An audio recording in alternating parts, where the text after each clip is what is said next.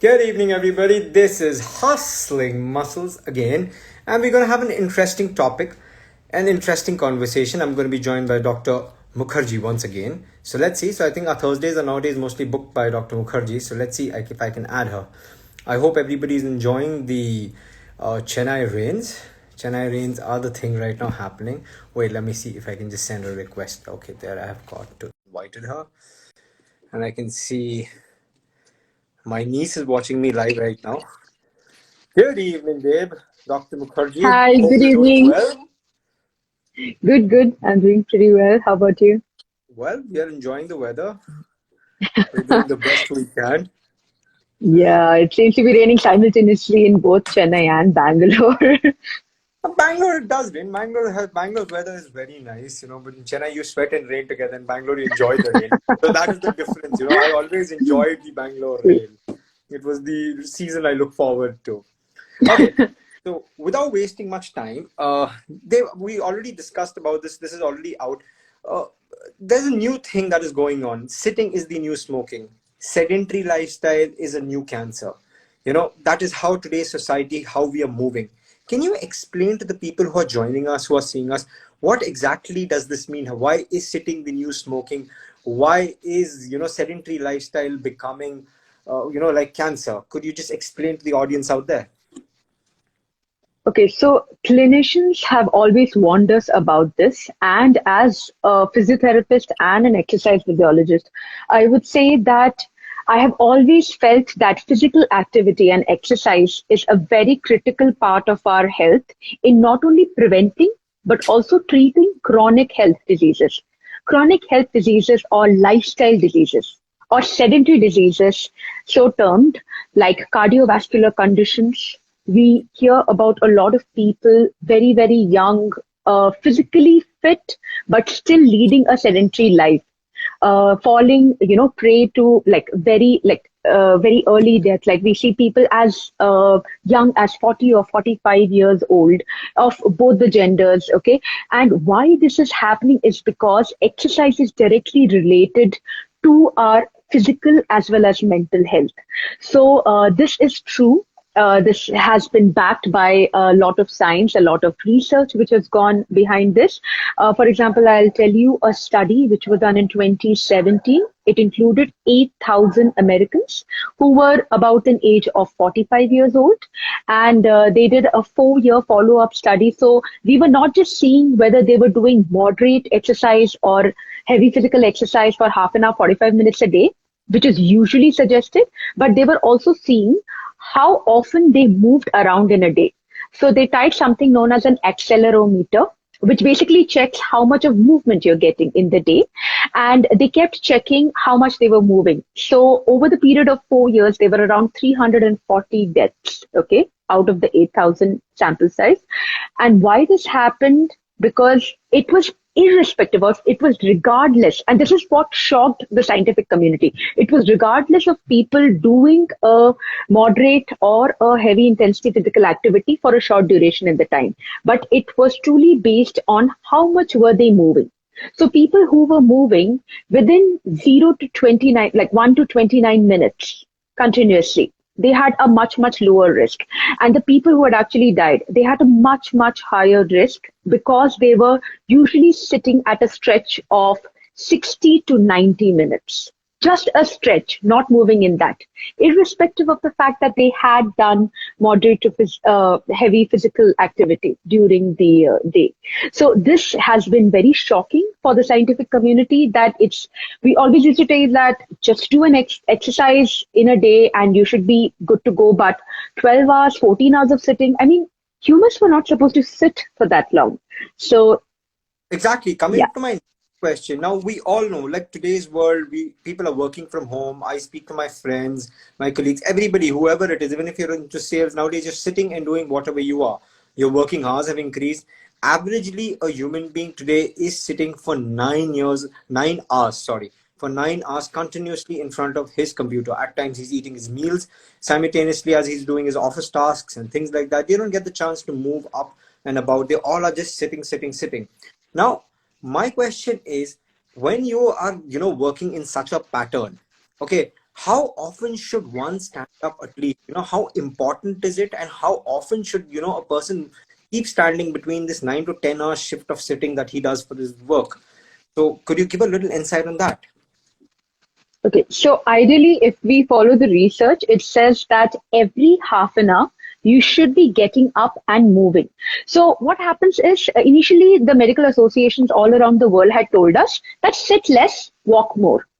That means that they are telling us to exercise, but they're not telling us how much to exercise, how often to exercise. So I wanted to tell this to everybody who's watching this is you should be sitting for only half an hour, max 40 minutes at a stretch, post which there should be a 5 minute of physical activity.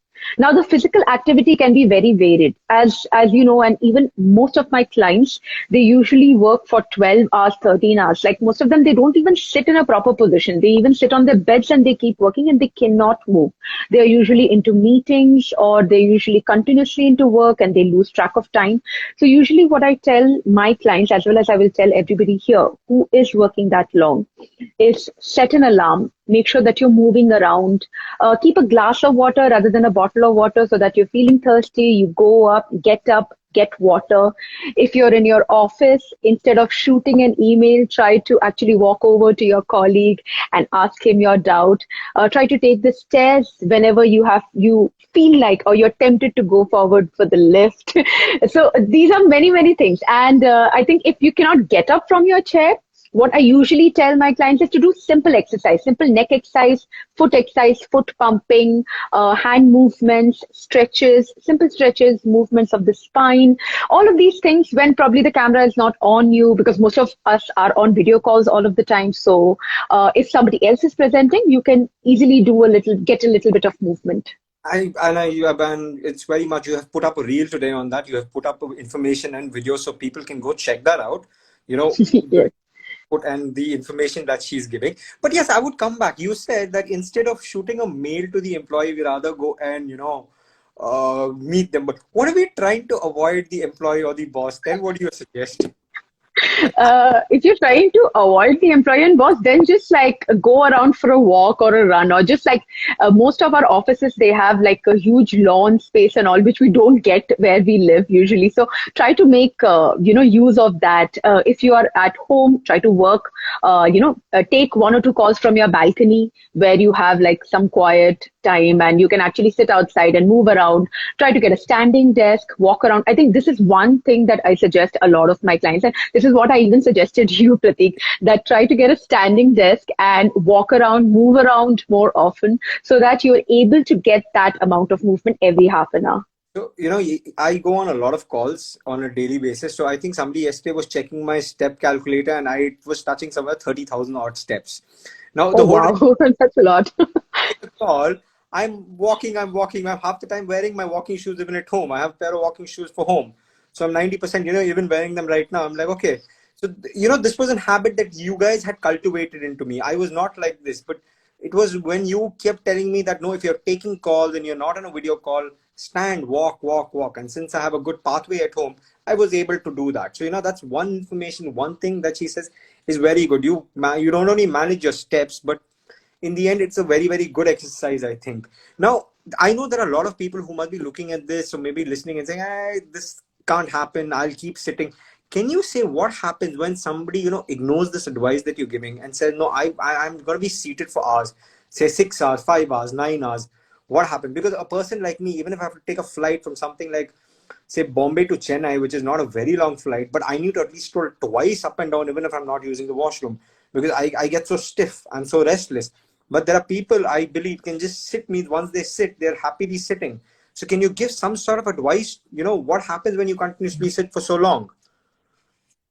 Okay, so what happens in today's world is people are more obsessed with instant results or instant gratification. They think that sitting today is not going to cause damage tomorrow. It's probably going to cause damage after like years and years, or maybe not. Maybe I'll escape, but it doesn't work that way. So sitting or a sedentary lifestyle actually causes changes in your physical body, your mental health, and even a lot of things that people did not even know about, like even your digestion, your gastrointestinal tract works well with this. So how does it cause a change in your physical body? So what happens is we have certain weight bearing muscles. God has given us two legs. We were always walking around for years, 10,000, 100,000 of years. We have been walking around because we were constantly either looking for food or we were running away, trying not to be somebody else's prey. Now, these muscles, they have a genetic coding to constantly bear weight. And that is how our body system works. It's like a machine. You fuel it, you give it food so that it is constantly working. Now imagine you make the machine sit down. So all of these muscles which were getting stimulated, they are not getting stimulated anymore.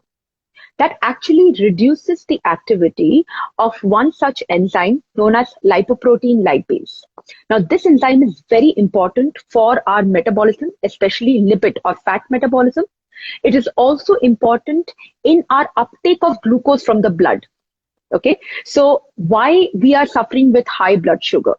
One of the very many reasons. Our enzymes stop working, the metabolism stops working, and then we get into this vicious cycle where we are suffering with diabetes and we are not able to move ahead again. So this is how immobility affects the muscles, affects the enzymes, affects your hormones, and basically your general body functioning, and slows down your entire metabolism. Secondly, when we are constantly sitting, we are usually in a terrible posture. And I used to keep telling you this initially when we used to go on video calls that please change your posture, please sit straight. And this leads to neck pains, back pains, spinal abnormalities, severe tightness, even muscle wasting, because a muscle is supposed to be used. So it leads to a lot of muscle wasting. But before you give more information on that, okay, let me make my posture correct. Okay, my question is to you. How do we distinguish, a normal person distinguish between a good posture or a bad posture? How do we know, are we sitting in a proper posture? Are we not? Okay, you've taught me, so I know this. I'm like, before I ask this question, I'm in the proper posture. Hopefully you give me full marks for that. Now, what I'm asking is, how does a human, understand, am I sitting in the right posture, wrong posture? And how important is it to, maintain a good posture while sitting? Okay. So a good posture means that your body is in proper alignment whenever you're sitting or standing. So good posture is valid in both the places. Now, what happens when you have a good posture? You basically have to train your body to hold it against gravity in such a way that there is the least amount of stress and strain on your supportive structures like your bones, your muscles, your ligaments, your tendons. So when your joints are in proper alignment and there is least amount of stress, you will be more mobile. That means you will have more energy to be able to do more things. So it is actually practical to sit in a good posture. And secondly, your joints and muscles will go through less amount of wear and tear and stiffness when you are sitting in a good posture. So people think that, okay, this is rubbish. Like I cannot sit in a good posture throughout, but this is actually helping you, not just in the long term, but in the short term also. A good posture doesn't just help us physically, okay? And constantly changing it helps us physically, but it also helps us mentally. That means it improves our mood, it improves our motivation, it reduces fatigue and stress. It also improves our digestion. Okay, sitting properly gets the blood flowing at the right areas. And there's a lot of study being done right now that what's a good posture. So mostly what the clinicians are talking about nowadays is any posture that you keep moving is a good posture. So keep moving, stay static for a very less period of time. And whenever you are sitting or standing for some time, make sure that you're in proper alignment. So I'll say for me, what is a good posture for which Dr. Mukherjee gives me full marks. Okay. Now going to my next question. Okay.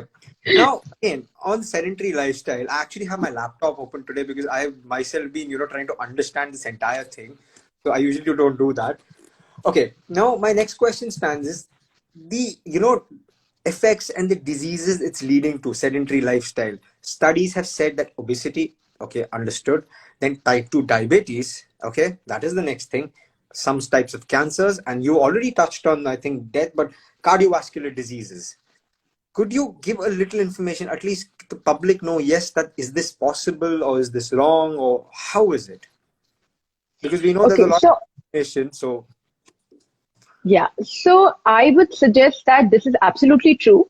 Other than the so many thousands of myths that are there online about fitness, this is the one thing that is actually true and it is backed by science. So I wanted people to understand this in a different way or in a lingo that they are able to understand, is that we are very well aware of the term called cardio in fitness, or doing exercises at a higher heart rate. Now, why do we do exercise at a higher heart rate? So what people have reduced cardio to is just like a fast way to lose weight.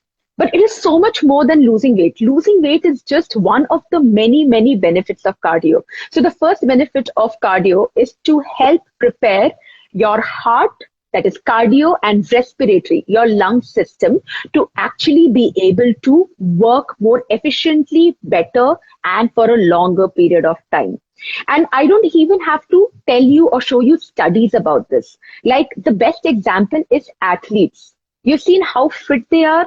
Most of them will be exercising or working out in some form for about 7 to 8 hours in a day. Now, we all know that these athletes or somebody who is active throughout the day has a very low resting heart rate. That means that even when they are running, their heart rate is still relatively low. They are not huffing and puffing. The reason they are not breathless is because their cardiorespiratory system is good because of the exercise they do. But us, like even at rest, when we have, especially when people are suffering from anxiety and all, our resting heart rate is much higher than the regular. So the regular is 72 to 80, and you will see most of the people have a resting heart rate of 90 or 98 also. I have seen the resting heart rate. So imagine if these people start to exercise, their heart rate is just going to shoot up because their heart cannot manage that.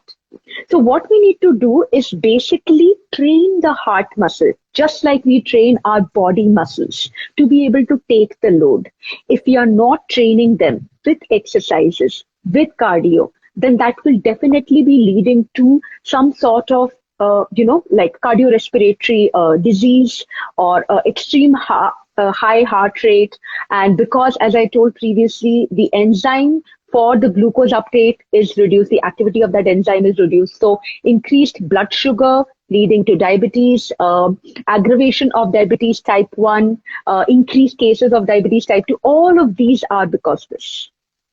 Okay, so I think that's quite a bit of information you've given. So I think you missed out when I said the main reason why we do cardio is to look good. I think you were in your flow. But I think that is the main, the theme of cardio. Okay, carrying on with this, my next question, Stan, is mental health.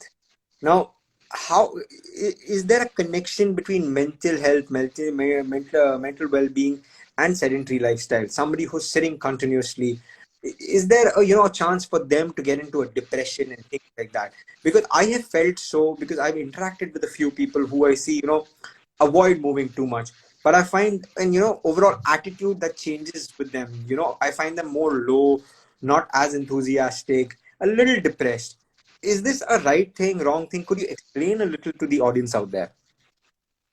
Okay, so this information has actually come down to us over generations, because this information is so old. It is actually, put into our genetic coding that when we move or when we exercise, we feel good. And this has actually been proven with studies also. People who exercise or run constantly get a runner's high, that they are so addicted to it that it makes them feel good. It makes them feel energetic. It actually gives the body more energy. So this is all true. And where we come to cases of depression and anxiety and extreme stress, I would say that exercise might not be able to cure completely in these cases, but they are definitely being able to reduce the intensity or, able to prevent these conditions from coming up. Now, how does that work? So whenever I see a client who is not ready to move around, usually I see that they're sitting constantly, their mood does come down. But whenever we are moving around, we are walking around, we are getting the blood circulation going in all of the muscles. Okay. So that actually helps improve our mood. It actually helps in reducing any kind of,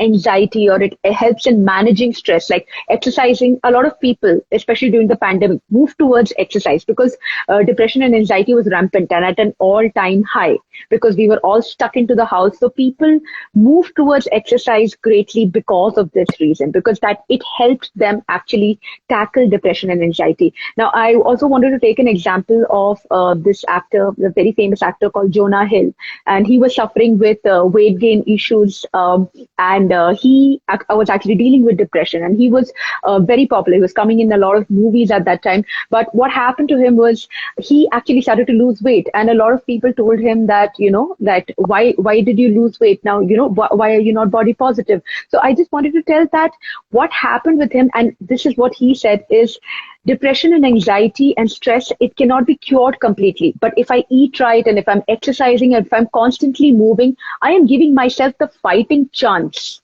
to actually survive this. And this is what I would tell to everybody. I mean, our parents used to tell this to us. Like, if we were feeling low, they would tell us, like, why don't we go out? Why don't you go to the park? Why don't you sit outside for a while? Go for a walk, go for a jog. Even they knew, generations before us knew how important physical activity was for depression and anxiety. So I just think that this is not just backed by research, but we already have the answers for this. When you say Jonah Hill, all I can say is super bad, because I think when I was growing up, super bad was one movie I saw again and again, and to an extent I could relate to what he said, because I have been in that position in life. I have been there. You have seen me, how I was, how my movements were, how it's taken me, how you guys have coached me out of that. So even I say that, when I go to the gym today, though today, this week, last week, it's been flooded. I had to walk through water, but I still went to the gym. I called the gym and I checked, are you guys open? They're like, yeah, we're open. And I went. People thought I'm mad, I'm crazy, but that was, it's my happy place. It's like, Correct. whenever I enter the gym, I have that song going on in my head from the TV series Cheers. It's like a bar to me. Some place you got to go where everybody knows your name and they're always glad you came. So, working out changes, when you start, it takes time. It's not that it happens overnight. It's, as you say, instant fitness doesn't happen. But give it time, Correct. you will see a different attitude. You'll see a different yourself. Maybe we'll talk about this sometime, maybe not today since we are on a different topic, but we would talk about maybe attitude and behavior.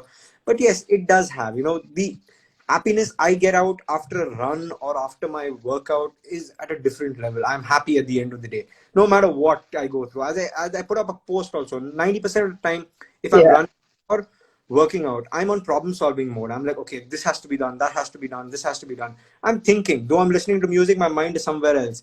It helps me. So, maybe it'll help you also. You guys should try it. Okay, now coming to one of my last questions, one of my last doubts. For example, a person, he is a sedentary life. He has a 9 to 5 type of job. He's sitting most of the time, but he takes out 1.5 hours to go to the gym. He goes, works out, has a decent workout, but the rest of the time he's again sedentary. He doesn't move much. How is that? Is that good, bad? How do you take on that? Is that 1 hour, 1.5 hour good enough? Or, does he still need to keep moving when he's in that, 9 to 5 job? How would you explain that? No, I would suggest that the person still needs to keep moving. Now, I started with, discussing regarding this study, which was done on the Americans who were less than 45 years of age, about 45 years of age. And what we saw was, irrespective of the exercise that they were doing in a day, that was light, moderate, or intense physical exercise once a day or twice a day, they still needed to move, because people who were still sedentary and not moving throughout the day, they will not be able to undo the damage of that not moving for 12 hours or 16 hours in a day with just that 1 to 1.5 hours of exercise. Okay, that is not enough. And this is what has left even the scientists pretty stunned, because we all thought and we all told our clients and our patients that doing exercise once a day or twice a day is enough. But instead of that, moving throughout the day is much more important. So even if I miss exercise, even if, for example, usually most of us do not have enough time in the day to get out for a dedicated exercise time. For us, most of us exercise 4 times a week or 5 times a week, which is okay as long as you are physically active on a daily basis. Okay, so if I am exercising half an hour to 45 minutes a day for 4 to 5 days, but I am active every half an hour to 45 minutes, I'm getting up, I'm walking around, I'm taking the stairs, not taking the lift, I'm moving around, there is a less chance, or I am at a less risk at any cardiovascular disease or obesity, rather than a person who is working out 1 hour a day, probably 6 days a week, but then for the rest of the day, he's completely sedentary. So this is especially for all of the fitness buffs who thinks that, like the day's quota of exercise is over and they don't need to move anymore. To everybody who's listening to her, now you guys better not think I'm mad because I come down after dinner. My dinner doesn't have a fixed time, but yes, at times I eat dinner at midnight also. But after that, I go down for a walk. Don't think I'm mad and I have no other work in life. But it is because of these advices I go down for 15, 20 minutes, walk like a gentleman, and come back up. Okay. So you have, you heard it from, the experts now. So please don't think, this guy has no other work. Anyways, given quite a bit of information on sedentary lifestyle. I think you have gone way beyond. You have explained everything so well. Any last note, any last punch? I like to say any last. What what I would suggest is a lot of times we are given very vague advice as to like you should be sitting less working mode or you should be sitting less walking mode. So I Not just wanted people to know. me, otherwise on the internet. Yes. Yeah. So what I would suggest is uh, I wanted to let people know the exact time. Like after every half an hour to max 40 minutes, make sure that you're changing your posture. If you cannot get up from your chair, move your toes, move your hips, move your ankles. Even before there was a talk about sedentary lifestyle, we already knew about the chances of having deep vein thrombosis or DVT in long flights because people were not moving and people were sedentary in one position. So that is the level of risk we are dealing with on a daily basis. Okay. So it's not just your physical health today, but it is also your health going forward, your longevity of life, as well as your mental health. Everything is dependent on how well you are able to move your body. So you're a machine that you are fueling yourself, you're eating food every day. So you should be moving like a machine. If you sit down just like a machine, you're going to stop working properly. So keep moving every half an hour to 45 minutes, about 5 minutes. If you're not able to get up, move around your hands and feet. There are a few exercises that I've given in my reel also today, which is very, very good, very effective for people who are constantly in a seated posture. So please let us know how you can get moving and we are ready to help you with that. As she said, she puts up a lot of reels, and her reels are pretty much, I would say knowledgeable and give you a part of, they're like instant tips and instant knowledge on fitness and things like that. So guys, do follow her. I keep sharing her reels every time she puts it on from this thing, fitness performance account and from my personal account so that everybody gets the information that she's trying to spread. And as she said, see, small lifestyle tweaks, small tweaks in your day-to-day lives are going to make a big difference. Let it be on eating, your physical activities. Like she says, like I take these stairs today. Though I live on the third and fourth floor, I take these stairs very often. When I'm on a call, I try to walk around. If I have to go somewhere nearby, like a kilometer or two, I try to walk it up rather than taking my vehicle anymore. These small things make a very, very big difference. And these are things that I've been trained, I've been coached very recently since the pandemic 2020 to now. These small tweaks are what has actually made a very different you know has given a very different thing, or rather the results that I've seen. Things like cleaning my kitchen at night, which my mother is very proud of. Okay, washing the dishes at night. So these are small hacks, which I was pushed by Gauri, by Dave, that do this, it'll help you, it'll help you. These small, small things actually contribute to make a large thing. I hope I'm not wrong by saying that, Dave. So, No, no, sure. so it's like that. Small things contribute in a big way. So that is what even we try, when we have counseling sessions with people nowadays, when we try telling them these are the small tweaks that Dave or Gauri is trying to put to people. These are simple things that make a big difference, and these are, sustainable changes which, last you for a lifetime. So these small changes will make a very big difference, is what I would say. So get up, start moving. It's not easy. I know, I've been there. It takes a little time. The motivation part, we are there for you. You have any queries, you need any information, you need any help, you can DM me, you can DM Dave, you can DM us on Fitness Performance India. We are always there for you. So I think that's about it today for Dave. We have, I think, you have rather given a lot of information, a lot of knowledge to people out there. I'm sure they must be thankful. So I shall catch Thank you so much. today with a different topic. So let's sign off at that. Okay. So guys, thank you so much for watching, and I hope you liked the video. If you liked it, do like it, and please do share it. This is Dr. Mukherjee and Hustling Muscles signing out. Thank you so much, Deb. Thank you.